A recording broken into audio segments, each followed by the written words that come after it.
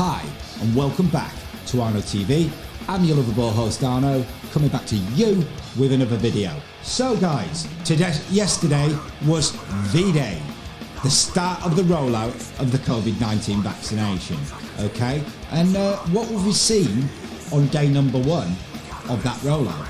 And what stories have we seen floating around, in the mainstream papers, okay? Let's have a look, shall we? So let's go over to the internet and let's have a look at some stories from today, okay? So, this is in the Mail Online today, and I'll read the headline. I'm not going to read the whole article. I'll leave that in the link in the description and you can read it yourself. But let's just give you a summary of what this article's about. Calls for calm over Pfizer vaccine rollout after 2 NHS staff suffer anaphylactoid reaction. Scientists urge public not to panic after regulators warn people with history of significant allergies not to have jab. Both the people are now recovering following the first day of the mass vaccination programme, it is understood. In the US vaccine trial carried out by Pfizer, 137 out of around 19,000 people given the vaccine had a reaction. The NHS in England said that all trusts involved with the vaccination programme have been informed. The MHRA, who are they again? The MHRA, they're the regulatory body, aren't they? So the MHRA has given advice, anyone who has a history of significant allergic reactions should not get the vaccine. Yesterday, the NHS embarked on its colossal plan to roll out the entire UK population, to vaccinate, should I say, the entire UK population against coronavirus. So that was in the Mail Online today. You can read the rest of the article yourself, okay? So let's have a look at the Telegraph. What do they have to say? 2 NHS workers suffer allergic reaction to Pfizer vaccine, okay? The UK regulators, so who's the UK regulators again? That's the MHRA, isn't it? And who are the MHRA? What's their website say? .gov.uk, doesn't it? So they're the government, okay? The UK regulators have issued a warning that people who have a history of significant allergic reactions should not currently receive Pfizer/BioNTech COVID-19 vaccine after 2 NHS staff members who had the jab suffered allergic reactions. The workers were given the Pfizer/BioNTech vaccine on Tuesday, the first day of the NHS mass vaccination programme, and then suffered an allergic reaction. Okay?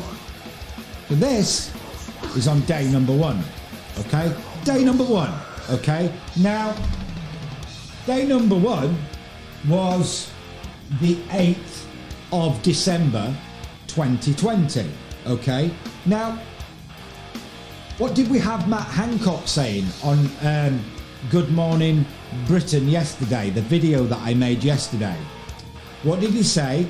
That the regulators, the MHRA, usually get a lot of flack, but they had done all the safety checks that they usually do, but they'd done them all at the same time. That was what Matt Hancock said yesterday, wasn't it? Okay, so isn't it interesting that the regulator, the MHRA, okay, so we've established that the MHRA are the government, because if they weren't the government, their website wouldn't end in .gov.uk, would it? I mean, you might want to call it might be a different department, and you might not want to call it the government to the mass population, but to anyone who bothers to look into it, they're the government, okay? And on this TED, Tenders Electronic Daily website, okay, and we've established that this website is a supplement to the official journal of the EU, the European Union, because until January, we're still in the EU, aren't we? We're in a transition period, but we're still technically in the EU, okay? Now, the MHRA, our regulator, also known as the government, put out a tender on this website, didn't they? Okay, and when was this tender published? Okay, when was the publication date? The 23rd of October 2020. So I think it's fair to surmise that on that date, the 23rd of the 10th 2020, when the tender was published, that they knew about the information in this tender, didn't they? Because they published it on that day. Now, I can't surmise how long before this tender was published they knew the information in it. I can't do that. But one thing I can say with 100% certainty is on the 23rd of October of 2020, the information in this tender, they knew because it was published. Okay? And you know, just in case anyone wants to find this tender and have a look at it and read it for themselves so they know that I'm not spreading any misinformation and, you know, they can read it with their own eyes, I'll give you the tender number so you can search it on the TED Tenders Electronic Daily website, which is a supplement to the official journal of the EU.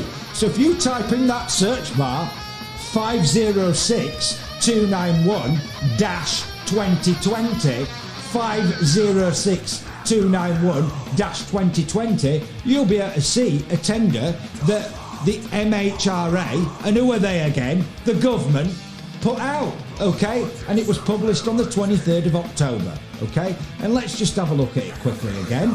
What did it say? And who was it for? Just let's establish who it was for again. What does it say right there? The MHRA buyer organisation. And who are they? They're the government, aren't they? Okay? So, what did our wonderful, fantastic, brilliant government spend on this tender? Okay? They spent, what does it say there?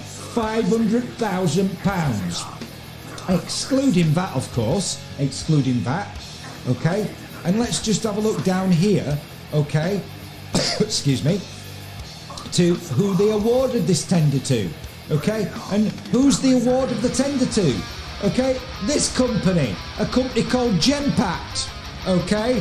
The UK arm of it, Genpact in brackets UK Limited, in London, okay? And, you know, so I'm not accused of spreading any misinformation, okay? Let me read you word for word what the MHRA, okay, put out to tender, what this tender was about. Okay, so what does it say here? The MHRA, and who are they? The government are urgently seeking an artificial intelligence software tool to process the expected high volume of COVID-19 vaccine adverse drug reactions, in brackets ADRs. So you know that every time that this tender refers to ADRs, that what they're talking about is adverse drug reactions, and ensure that no details from the ADRs reactions text are missed. Okay? And let's have a look at, again, an explanation of this tender that the MHRA put out and published on the 23rd of October. And who are the MHRA again? Who are they? They're the government, okay? And what do they say? As an explanation, for reasons of extreme urgency under regulation 32 in brackets 2 in brackets C, related to the release of a COVID-19 vaccine, MHRA, the government, have accelerated the sourcing and implementation of a vaccine-specific AI tool. Strictly necessary.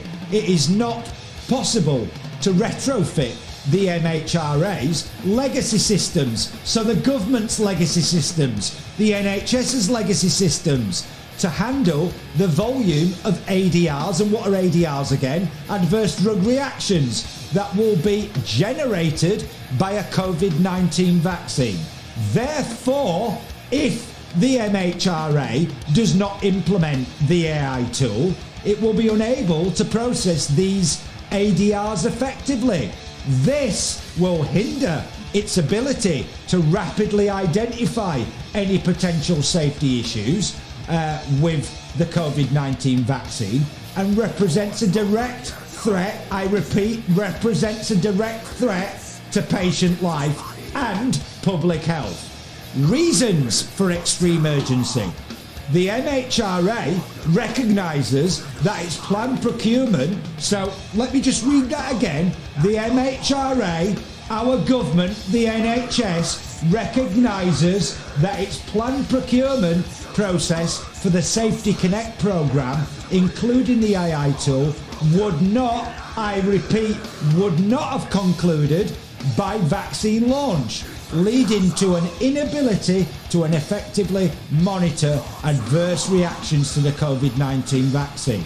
So, it's very interesting, isn't it, that our government and the regulatory body, who are also our government, the NHRA, that we can definitely say on the 23rd of October of 2020 knew that by the time this COVID-19 vaccine was rolled out, they wouldn't have this AI tool in place, okay? And they wouldn't be able. What does it say? It's not possible for them, the MHRA, their legacy systems, to handle the volume of ADRs that will be generated by a COVID-19 vaccine.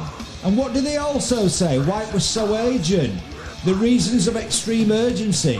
The MHRA, our government, they recognise that its planned procurement process for the Safety Connect programme, including the AI tool, will not have concluded by the vaccine launch. So they knew that they wouldn't have this tool in place by the time it launched the vaccine. And what would that lead to? Leading to an inability to effectively monitor adverse COVID-19 reactions to a COVID-19 vaccine. Okay? That's what our government knew on the 23rd of October. Okay? And they said, their words, not mine, this is the MHRA words. Okay? That was for reasons of extreme urgency under Regulation 32 in brackets 2 in brackets C. Okay? You know? And what did they also say? That it will hinder its ability to rapidly identify and potentially any potential safety issue with a COVID-19 vaccine, and it represents a direct threat to patient life and public health. Okay, now that's interesting, isn't it?